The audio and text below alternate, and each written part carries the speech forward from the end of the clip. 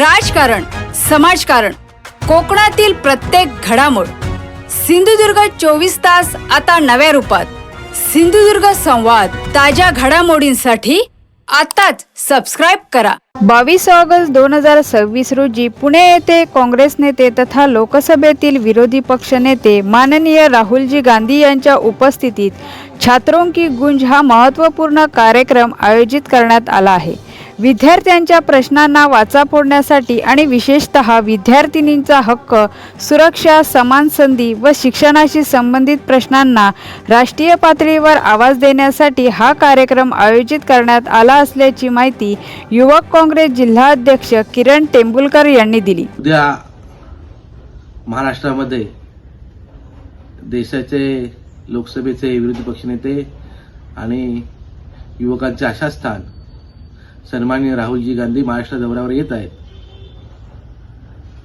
आणि महाराष्ट्र दौऱ्यावर येत असताना विद्यार्थ्यांच्या ज्या काही समस्या आहेत त्या समस्या जाणून घेण्यासाठी पुणे या ठिकाणी ते उद्या येणार आहेत. आणि असं असताना छात्रों की गुंज हा कार्यक्रम त्या ठिकाणी आहे. आणि या कार्यक्रमासाठी जिल्ह्याभरातून बरेचसे विद्यार्थी त्या ठिकाणी सहभागी होणार आहेत आणि त्या ठिकाणी आपल्या समस्या ते मांडतीलच.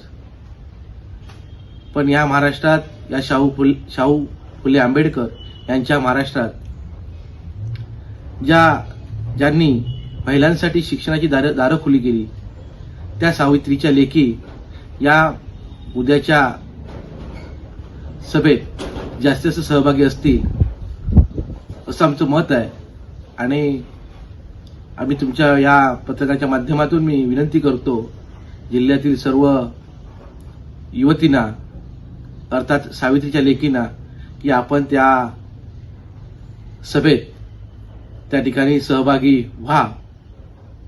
आणि त्यात करून आम्ही खास करून जिल्हा युवक काँग्रेसच्या वतीनं आणि कणकवली तालुका काँग्रेसच्या वतीनं ज्या ठिकाणी जाणं काही लोकांना शक्य नाही अशा लोकांसाठी आम्ही कणकवली येथे आप्पासाहेब पटवर्धन चौकामध्ये LED स्क्रीन लावून त्या ठिकाणी राहुलजींना समर्थन देण्यासाठी त्या ठिकाणी आम्ही जमणार आहोत.